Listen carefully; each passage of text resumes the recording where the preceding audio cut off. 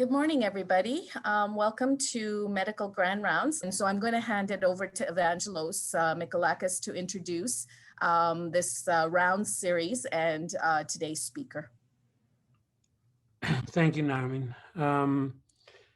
So the series that we're starting today is called Bench to Bedside. And you all know that the strategic priority for our department is translational research. However, the term translational research has started to get diluted. And at this point, even the most molecular researcher or even the most clinical researcher can all claim that they do translational research because one way or another, the findings end up being applicable some way to patients. But that's not the true spirit of a translational research in its strictest definition. A translational researcher is someone that does work in, say, knockout mice, and also does a clinical trial himself or herself, translating the findings to his patients. There are very few examples of these individuals because it is very hard to compete these days for funding and everything in both the molecular and the clinical world. One of the very few examples in the country, and of course in our department, is today's presenter. He is a professor of medicine, Andy Mason, who was trained at King's College in London and Washington University, then was a faculty for a while at the Orsner Clinic in Louisiana before coming here several years ago. He's now the director of Applied Genomics Core of the faculty and a co-director for the Center of Excellence for Gastrointestinal Inflammation and Immunity. He studies primary biliary cholangitis, and like I said, he's developed a novel mouse model, and he currently is a PI in 2 clinical trials, as well as a national network of databases that relate to his disease and the therapies that he is developing. And one way or another, we're still in viral territory because this is what he's going to talk to us about, how his theory that PBC is a viral disease is supported. Andy? Thank you, Evangelos, and good morning, everyone. Thank you for coming, and thank you, Narmin, for asking me to talk about my favorite subject. So we are going to, oh, here you go. This is my conflicts of interest. So it would be amiss of me if we didn't celebrate a great translational success from Michael Houghton on the right. This was a celebration we just had at the American Association for Study of Liver Disease with Harvey Alter, who cleaned up our blood supply and prevented non-A, non-B hepatitis getting into our blood supply for transfusions. Charlie Rice, who worked on the molecular biology of hepatitis C, and obviously Michael, who discovered hepatitis C. And I think this just underscores how important virus discovery programs are.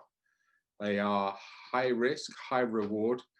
And like every other virus discoverer, Michael was told he was wasting his time by Varmus, who had a Nobel Prize himself at the NIH. So congratulations, Michael and team. It's a wonderful, wonderful achievement. So I am going to be talking about modeling PBC as an infectious disease. This is my prize on the right. I was visiting professor for the Canadian Association for Study of Liver and Canadian Liver Foundation in 1889. So I went around giving this talk. I'm going to talk about how we model PBC as a partially immunodeficient disease that permits a beta-retrovirus to trigger a full phenotype of primary biliary cholangitis. And then we're going to talk about combination antiretroviral therapy.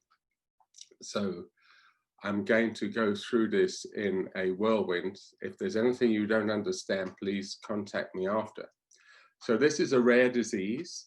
It's not seen in children, and it mainly affects women, 9 to 1. It's definitely autoimmune because you make autoantibodies, but we really don't know what causes the disease. There's no curative therapy. And for a rare disease, it ends up being 5% of all the transplant patients in North America. And the reason I study it is because it's fascinating and because it's a mystery to be solved. And it's also a bench to bedside. If you can solve it, then you can come back to your patients and offer them something. So I have many ongoing programs in viral pathogenesis, making diagnostics, working on animal models, and being part of a genetics consortium. And then I'm going to talk about some clinical trials and some outcomes studies. So when we first found this beta-retrovirus in 2003, it looked exactly like the mouse mammary tumor virus. The nucleotide homology was over 90%. And this is what B-type particles look like, with a nice little capsid there in the middle. The mouse mammary tumor virus was found by Bittner in the early 1930s. And then there was a push forward for people who thought it was in our breast cancer patients.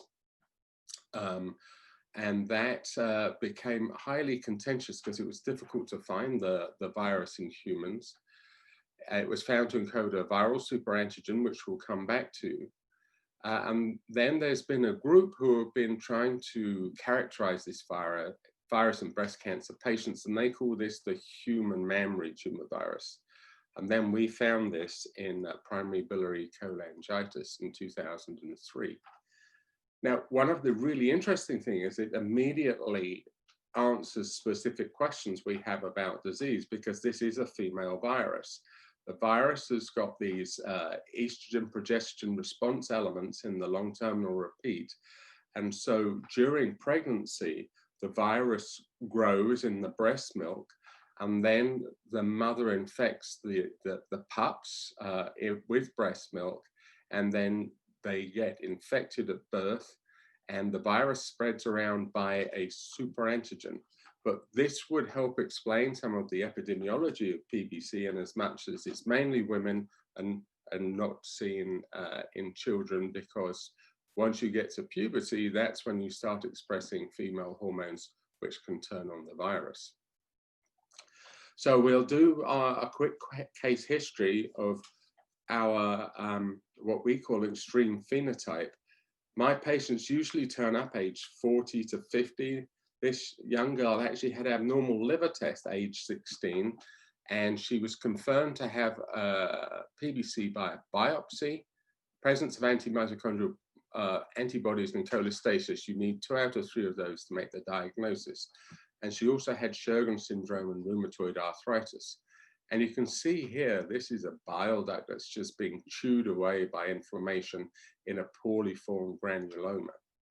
Now, this is a non-suppurative cholangitis in these 30 to 80 micron, these small bile ducts, interlobular bile ducts. And this ductopenia causes accumulation of bile, progressive liver disease. And that's why we use ursodeoxycholic acid. This is a secondary bile acid that's made by bacteria in your gut, and it's more water soluble. It helps flush out the contents of the bowel. Bears have it because it prevents them getting gallstones in winter because they've got more water soluble bile.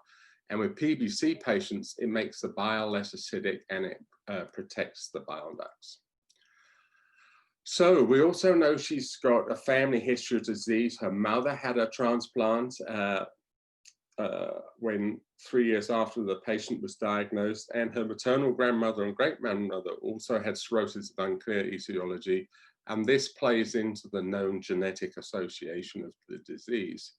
And it also means that patients with autoimmunity are more prone to other diseases like Sjogren's syndrome and rheumatoid arthritis, because many of the genes that may predispose you to primary biliary cholangitis, for example, which is this top line here, many of those genes will predispose you to rheumatoid arthritis or Sjogren's disease. So Sjogren's is down here and rheumatoid's in here, there. So it's the sharing of genes that gives you increased risk. Now, she moved on to progress. At the age 21, she got a liver transplant. She was unresponsive to UDCA. She got an intractable pruritus, which we couldn't manage, and worsening liver failure. But this is what's in store for people who get recurrent, who get liver transplant. Up to 50% will get recurrent disease. So this is what happened to our patient. She got a rejection and recurrent disease around year 2, was started back on ursodiol, and then her disease took off. She had increased bilirubin, AST, and alkaline phosphatase, and she needed treatment for a PTLD. And about that time, we discussed with her use of antiviral therapy, because we were clarifying that at the time of what regimens to use. And she was started on Truvada, which is emtricitabine and tenofovir, as well as Kaletra. We'd already shown that Kaletra worked in vitro and in vivo in mice. And what happened was 3 things. First of all, the Kaletra inhibited the metabolism of her immunosuppression. So we gave her 0.5 milligram of tacrolimus per week to maintain her levels. The second thing is she got a massive drop in her alkaline phosphatase and nearly normalized at one point.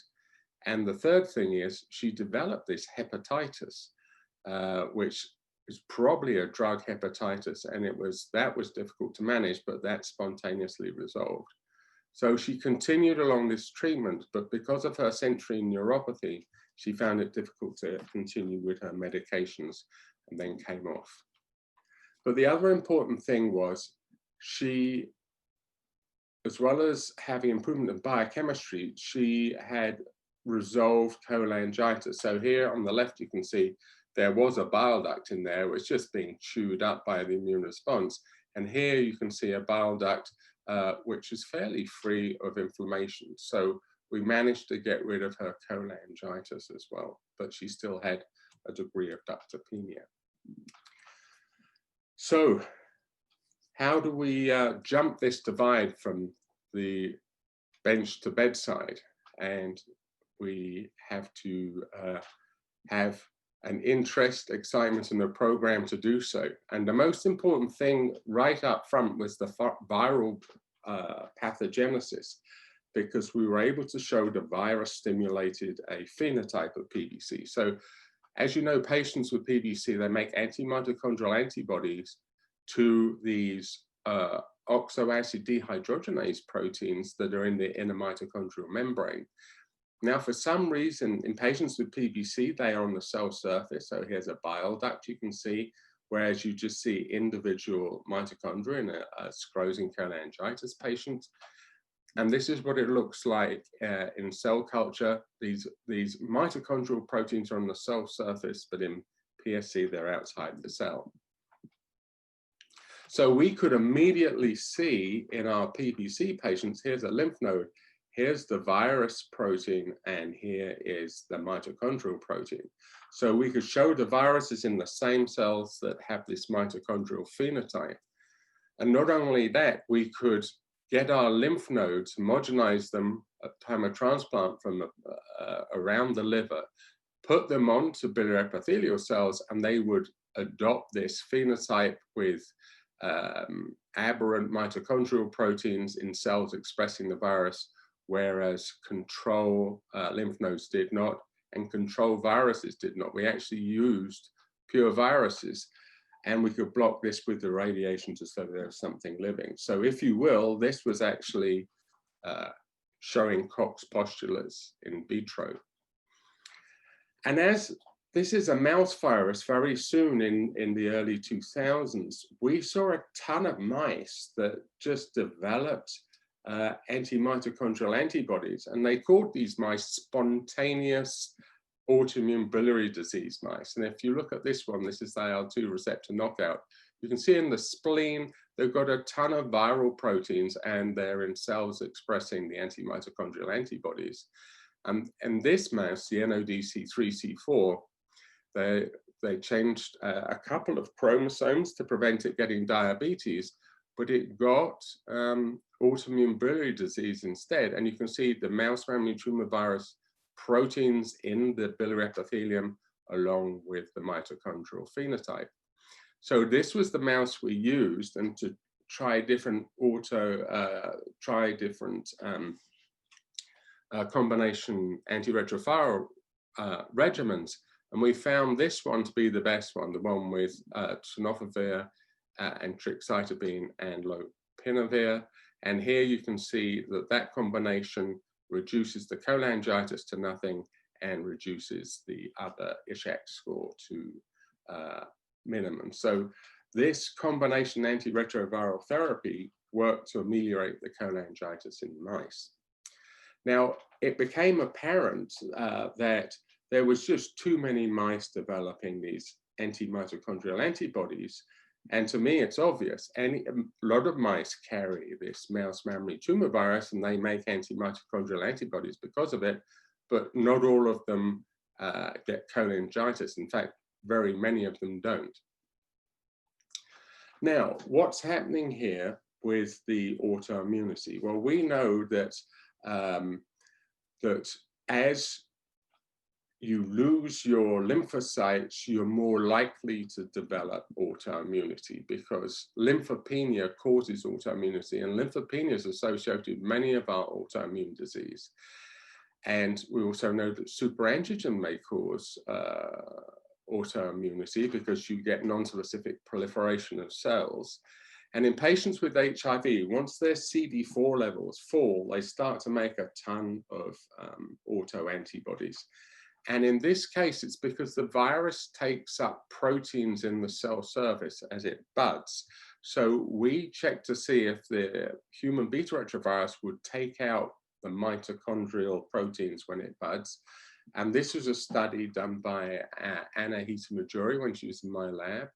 And this is the study where you stained human beta-retrovirus with anti-mitochondrial antibodies. You stained it with a specific anti-MMTV protein, and then you can see the merged cells that are yellow. And here's a control virus. It's a murine leukemia virus, stained with AMA, stained with anti-MLV antibodies, but no yellow cells. This virus incorporates these mitochondrial proteins. So this is our schematic where you have a virus that infects the cell expresses mitochondrial proteins on the cell surface, and then as a result of that, you get immune responses both to the mitochondrial proteins and the viral proteins. And so this is how a virus can stimulate an autoimmune response. So we then ask the question, how does this virus cause the metabolic changes or mess up the mitochondria? And we know that beta-retroviruses don't have oncogenes. Instead, they just transactivate growth programs as they enter cells, like the Wnt1 pathway or the FGF3 pathway. And this causing beta-casein signaling and just a very mild increase in cell turnover. And this causes mitochondrial biogenesis, glycolysis, and an anabolic phenotype. And then you start to change your metabolism to increase cell cycle. And so this is a study that we're actually doing with Evangelost's help now, where we've looked at our biliary epithelial cells from patients with PBC, and they have something that's called the Warburg metabolism, which is a cancer phenotype. When we looked at transcriptomic or proteomic studies, we find increased glycolysis, increased lactate production. This turns off mitochondria, so mitochondria become hyperpolarized, and then in compensation, you actually start to get increased mitochondrial biogenesis or mass, and these mitochondria aren't working properly, and therefore there's more pyruvate dehydrogenase around.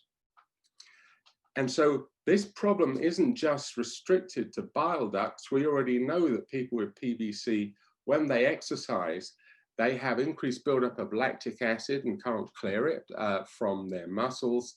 And recently, Mark Swain in Calgary has shown that patients have diminished cerebral blood flow and reduced oxygen uptake in the brain, which is also associated with this chronic fatigue-like syndrome and brain fog.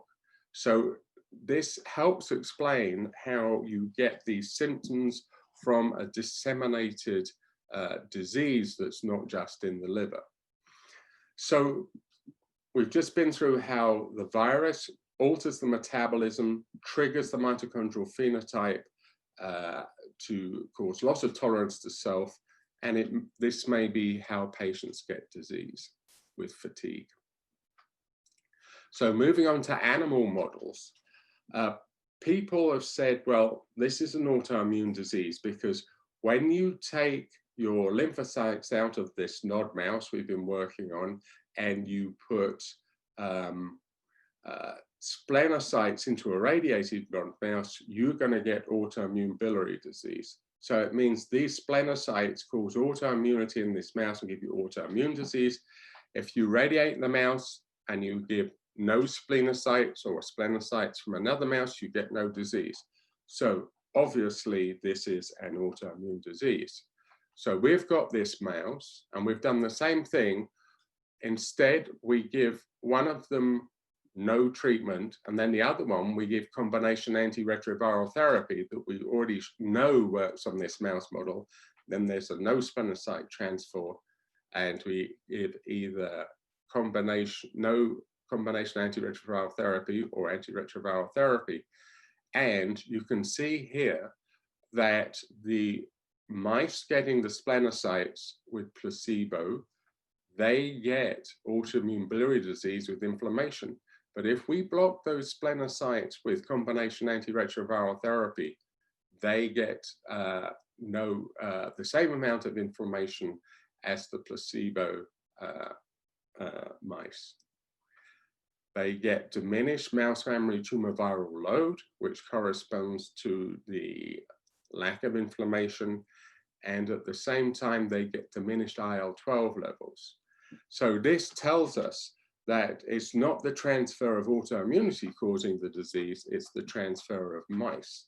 So these mice get infection at birth. The virus infects lymphocytes, causing a superantigen expansion of cells. So you see this is the V beta 3 expansion in their T cells. You get mouse mammary tumor virus replication in their bile ducts that expand, AMA production, and then this cholangitis is abrogated by combination antiretroviral therapy. So here's a model that's used to demonstrate autoimmunity, and we've shown it's necessary in this model for the autoimmunity to be associated with the development of cholangitis with mouse mammary tumor virus, because when we inhibit the virus, they don't get autoimmune biliary disease, but they do get AMA formation because the virus causes this mitochondrial phenotype. So this is the most difficult bit for us, has been making viral diagnostics. On the left, you can see we've got these nice antibodies as soon as we found the virus. And this is a lymph node where you can see anti-envelope antibodies binding the viral infected cells in lymph node, and an anti-capsid antibody doing the same, and none in the control. But you will see here, when we do PCR in the liver, we could only find 1/3 of them positive. And this really hurt us early on because people said they couldn't reproduce our findings. So here we went to using ligation-mediated PCR and next-generation sequencing with my colleague Gain Wong And we've found over 8,000 integrations in the genome, and we're looking at these hotspots now to see where the virus integrates. But we found that there was evidence of integrations in most of the lymph nodes, and these integrations of proviral DNA were active and making human beta-retrovirus RNA. We made an ELISA assay with Guangzhou Zhang, who expressed the GP52 envelope in cells, and we found a significant increase of seroreactivity in our breast cancer patients and our PBC patients, some in autoimmune hepatitis and a little in blood donors. But this was disappointing because only 10% of breast cancers and 11% of PBC patients were positive by this. And this frequency was far less observed in our integration studies. And we'll come back to why that is. So the next thing we did was concentrate on cellular immune responses. We made these overlapping gap proteins, peptides, 15 mers an envelope. We dropped them onto peripheral blood and measure interferon gamma and TNF alpha, and the GAGs produce quite good inflammatory responses, but less so to the EMV. And with this assay, with this FACS assay, we could find that there's about 40% of our patients react to the GAG, but very few to the EMV. So again, we found the EMV protein was misbehaving and wasn't stimulating properly. And when we looked into this further, we found that the GAG, it stimulated responses, but the EMV actually stimulated additional responses, and this is to interleukin-10. So in monocytes, T cells, and in B cells, you can see this interleukin-10 production.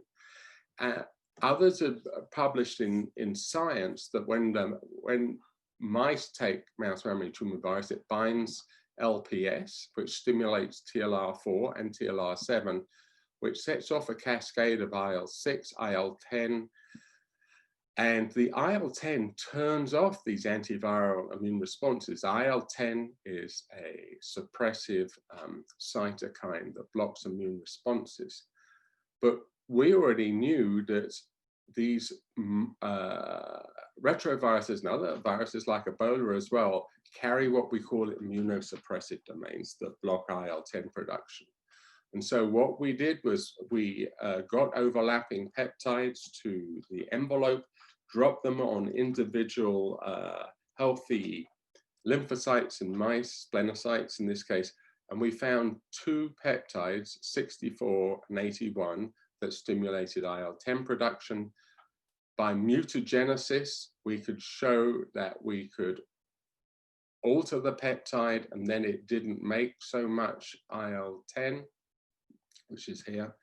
And we also could show that these two peptides prevented proliferation of cells. This is 64 and this is 81.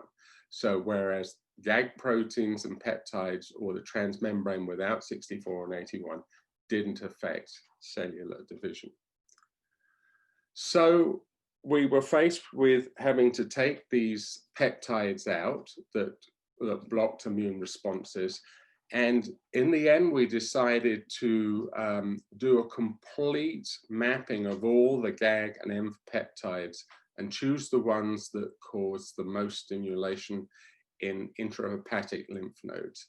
So this was done by Hyatm.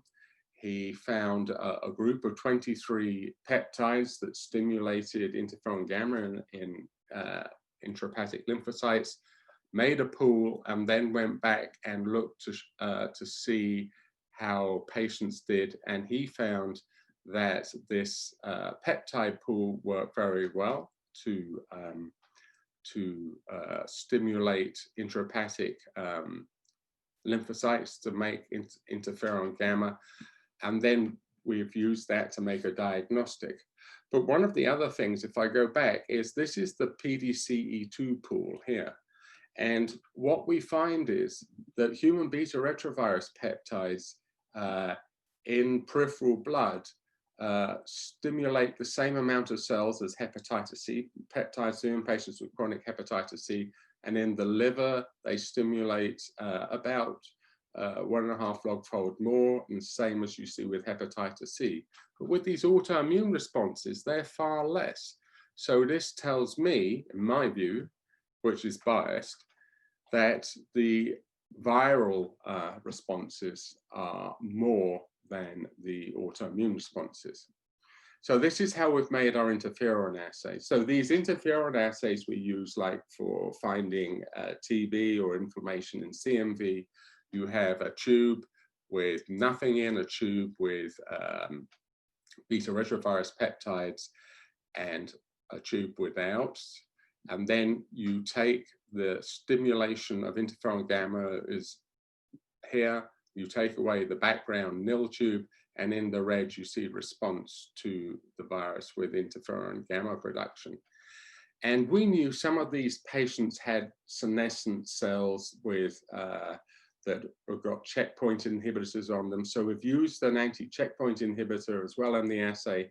So this assay now works from a 50% detection up to a 75% detection in our patients. And we're working with QIAGEN to make an assay now. So here we've shown that the virus is too low to measure accurately. We found integrations in patients, which is good. We don't know what our ELISA assay is good for, but we think our interferon release assay will work well. Now we turn to epidemiology to see how we can call PBC an infectious disease. So in the first instance, we need to talk up the infectious component and trash the autoimmune component, which I like doing. So immunosuppression doesn't help in PBC, so we can forget that. Anti-mitochondrial antibodies aren't in everyone, and when they are there, they don't alter with disease function. Then there is no evidence that this virus actually causes the pathophysiology of the disease process. So there's something called Witebsky postulates. They're a bit like Cox postulates. You put in the antigen into a mouse, but you get no biliary lesions. You could put in the antigen and adjuvant into a thymaximized mouse. You get no AMA, but you can get some biliary lesions. But then you put peripheral blood mononuclear cells into a SCID mouse, then you can get some biliary lesions, but that also occurs in the control. So there's been numerous studies showing that really you can't initiate autoimmunity to cause the disease. So why do we think it's infectious? Well, it clusters in non-related family members and caregivers. When you move from India to Birmingham in the UK, you adopt the higher incidence of the place you move to. And we know from transplants, you get early recurrence after liver transplant and this is worse with more potent immune suppression. So this is a study that we did with Aldo, with a global PBC group. And this is in a very large group of patients worldwide. And what you see here is tacrolimus is associated with earlier and more severe recurrence. Now, tacrolimus are more potent immune suppressant, whereas cyclosporin is protective and it blocks cyclophilin as part of its calcineurin inhibition, and it has broad spectrum antiviral activity. And it actually inhibits the beta-retrovirus. The other thing we looked at in this study is if you had mild cholestasis or severe cholestasis, it increased your chance of getting recurrent PBC later down the line. And this is like what we saw with hepatitis C. With hepatitis C, following transplant, you get a little bit of hepatitis, things settle down, and then in 2 or 3 years' time, you find patients had chronic disease with cirrhosis. And this, to me, looks much more like an infectious process because your immune suppression is the highest, and I think autoimmunity is unlikely to occur in the first few months following transplant because that's when your immunosuppression is the highest, whereas that's when your recurrent infectious diseases occur. Now, suggesting patients has autoimmunity is a bit more of a stretch, but they do have increased infections and cancers and worse prognosis with lymphopenia. So we already know that patients get an increased history of UTIs compared to age-sex matched controls. And it's also cigarette smoking and use of hormone replacement therapy increased risk of disease. But look at these infectious processes. Patients with PBC much more likely to have tonsillectomy, cholecystectomy, or colon polyp removal. When we look at cancers, we can see PBC patients, obviously they get more HCC because all patients with cirrhosis do, but patients with PBC are much more likely to get all these cancers: thyroid, cervical, Hodgkin's, non-melanoma, etc. So there's a thought they might be more immune suppressed. And then the other thing is we can look at lymphopenia, because lymphopenia we know is associated with autoimmunity and with immune suppression. And this lymphopenia may be as a result of the superantigen activity. So a superantigen sits outside the class 2.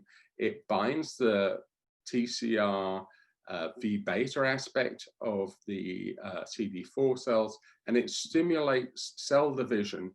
So here you've got a mouse that has V beta 3 being stimulated, and then up to about 50% of all their cells may be V beta 3, because that's the group that's non-specifically stimulated.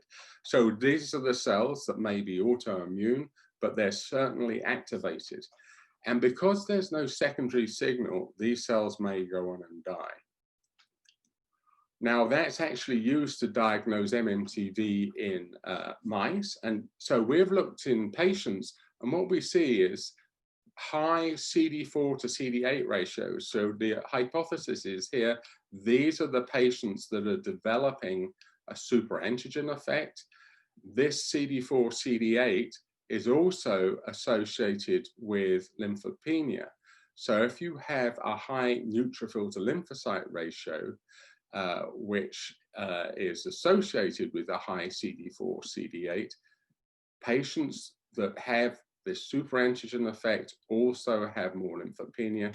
And this is our PBC patients. When we look at their V betas, we can see that there's different V betas expanded. So this looks like very much a superantigen effect. So we've got no proof of autoimmune pathogenesis. Recurrent PBC is like an infectious disease. We've got a possible superantigen activity, and we've got lymphopenia is associated with progressive disease, which we've just shown at the liver meetings. And I just want to show you, if you think American politics is bad, English is worse. This is the raving monster loony party candidate standing next to poor Boris. And there's another candidate here waiting for the results. So now you know. All right, so genetic studies in PBC. First Nations is a real issue. They have such a high prevalence of disease that it almost behaves like an autosomal recessive here. And you can see this naughty uncle who did something with his cousin. He had 3 children, then he had another 7, 8. And here you can see PBC, and it occurs in about 1 in 4 people, along with other autoimmune diseases. And then First Nations are much more likely to go to transplant for PBC. And we've worked out that their prevalence is about 1 in 200, whereas our prevalence is far less in Edmonton. So on a worldwide map, these First Nations in British Columbia get the highest prevalence worldwide. And the reason being is they've got the highest prevalence of DRB8, which is a major risk factor for PBC.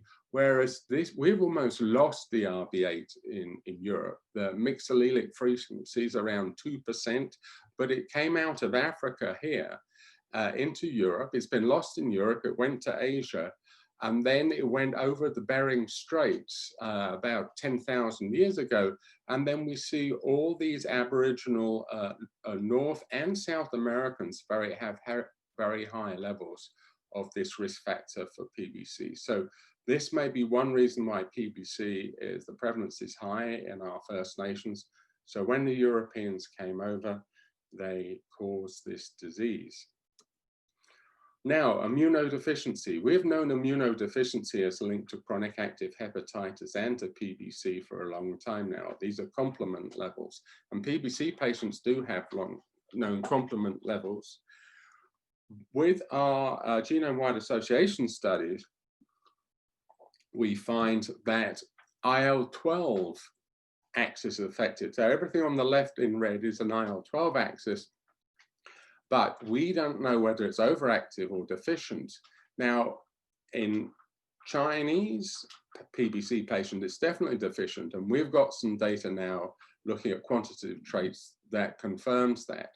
Whereas others have looked at ustekinumab, which is an anti-IL-12 antibody, and that's not helpful. So I would say the IL-12 probably is deficient and we need to work on that. But I'm biased in thinking this. I know that mice that make good interferon gamma production are more likely to clear the virus. Part of the risk alleles are also immunodeficiency genes. So this again backs up our idea that there may be immunodeficiency going on. But you could ask why these polymorphisms hang around, and here's one that is found TNF-SF15. This gives you an increased risk of PBC and Crohn's disease, but if you had this 2,000 years ago, you'd be protected against leprosy. So these genes just haven't kept up with global infections. So we've got evidence of diminished immunity in PBC. Penetrant disease only occurs in genetically susceptible patients. So that's our hypothesis.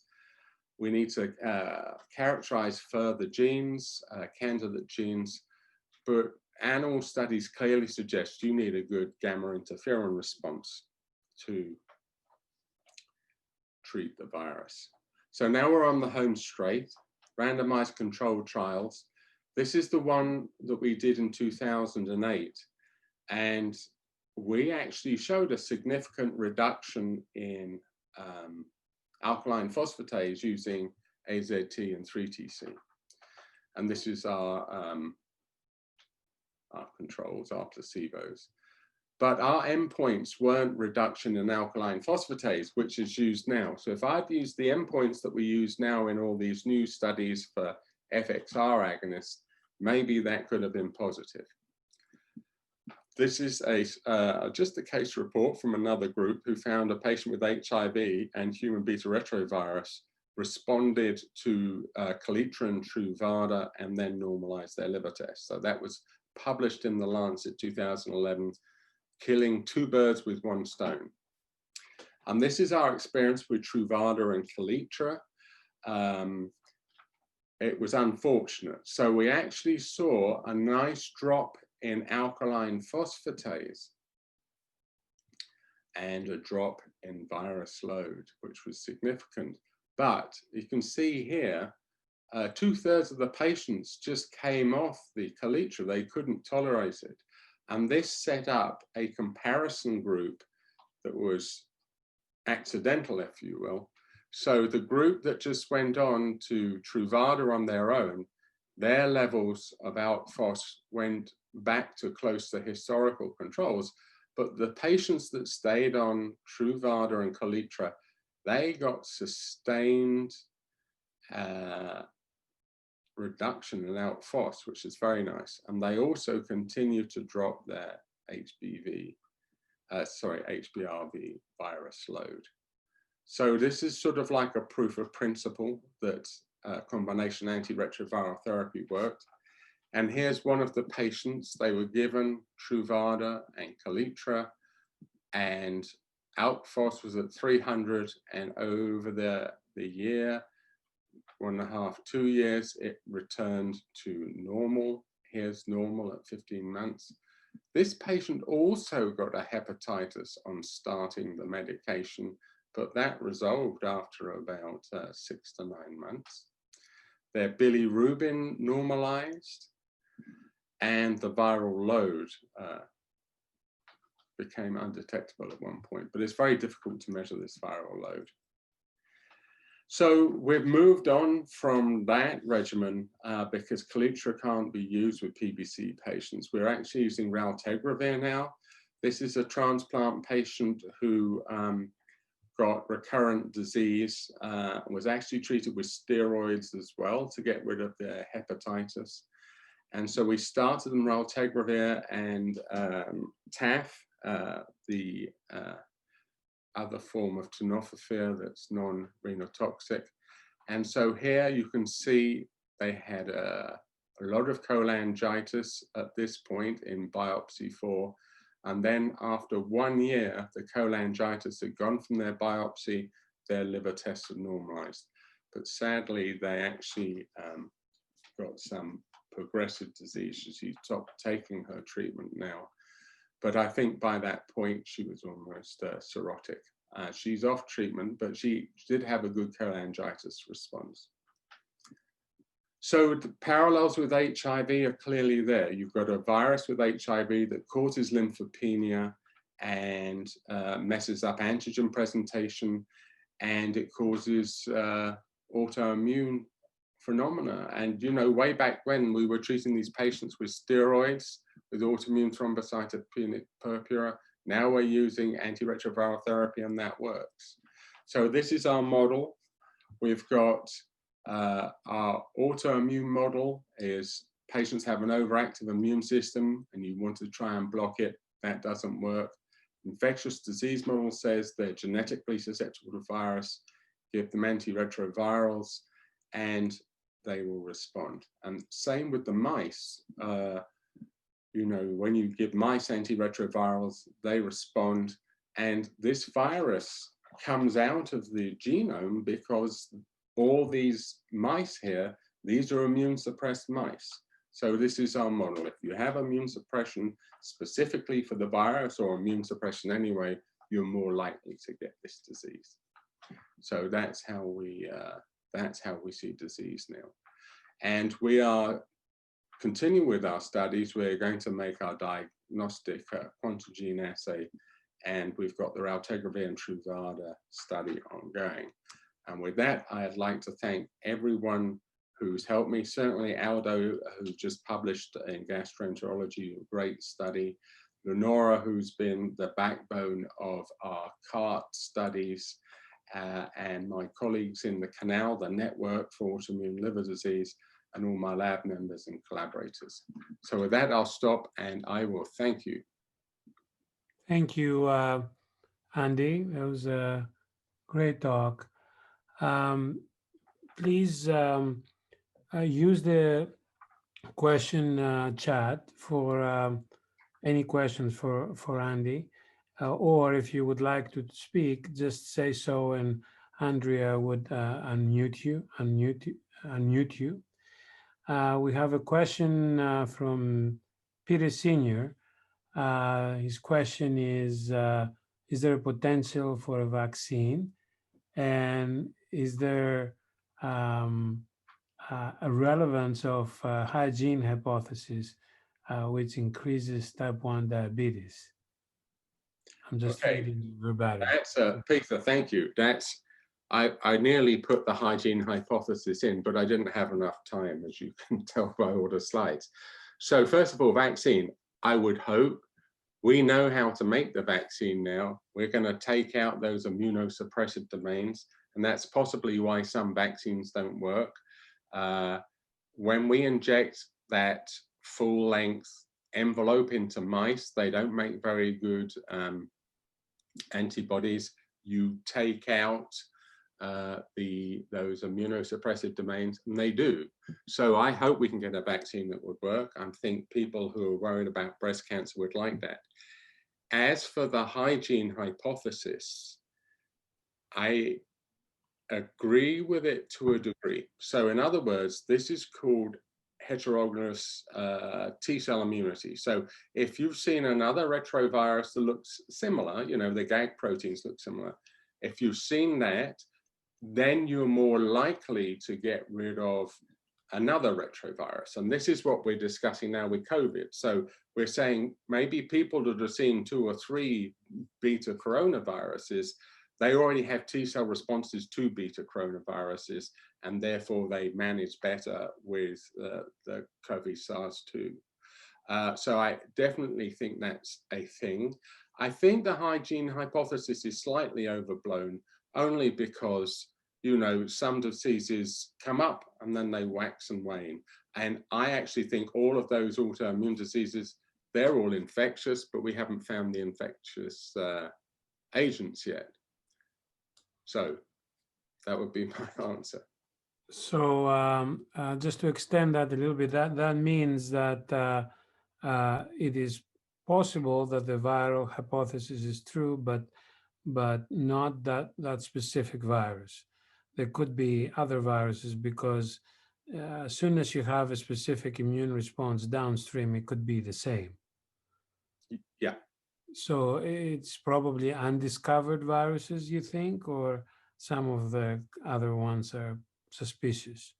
Well, I would say undiscovered viruses. It's just at the moment in autoimmune diseases, everyone assumes that the T cells there are autoimmune, whereas I think they're likely, when I look at immune responses in people with rheumatoid or in autoimmune hepatitis, I mean, half the autoimmune hepatitis patients we have actually have beta-retrovirus infection.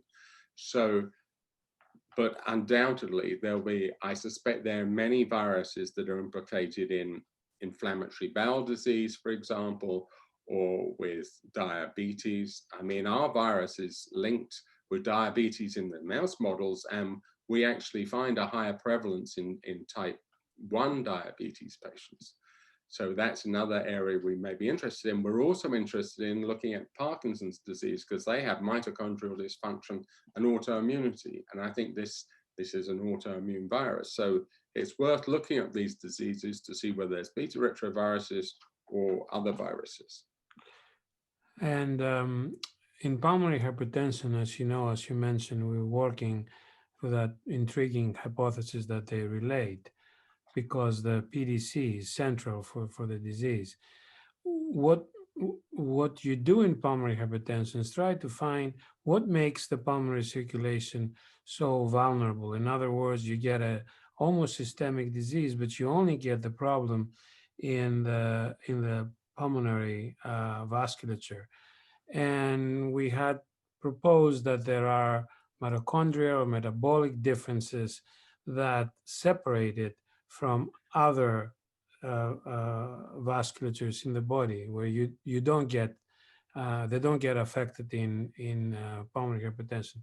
So do you think that there is something specific about the biliary epithelial cells that makes them susceptible to this? Why, if you have a systemic inflammation and viral infection, you don't get other epithelial groups infected? What is it about biliary epithelial cells? Okay, that's a great question. Thanks, Evangelos. So what I'd say is this: when we go back to that mouse model, the NOD, what they did, they took out genes that cause diabetes susceptibility, and they put in a row of genes from a regular mouse, the C57 black. And what happened was it changed the phenotype. The mouse still had evidence of beta-retrovirus in the islet cells, but it didn't get diabetes because those genes that it had before made the inflammation worse in the islet cells. Instead, it caused the biliary epithelial cells to proliferate, and the virus needs proliferating cells to replicate. So that's why the NOD mouse, the C3, C4, was the only mouse that had the virus in biliary epithelium. So I suspect this susceptibility genes decide the phenotype, and the virus decides a disease, but the genes decide the destination, if you will. And we have a couple of minutes left. There is another question from Dr. Cohen-Tervaert. He says that superantigen-mediated diseases and viral diseases are often treated with high doses of IVIG, immunoglobulins. Any evidence that this is true for recurrent PBC? Well, I suspect that we have had very, very few people with recurrent PBC treated with IVIG unless they were being treated for something else like ITP. So I don't know the data on that.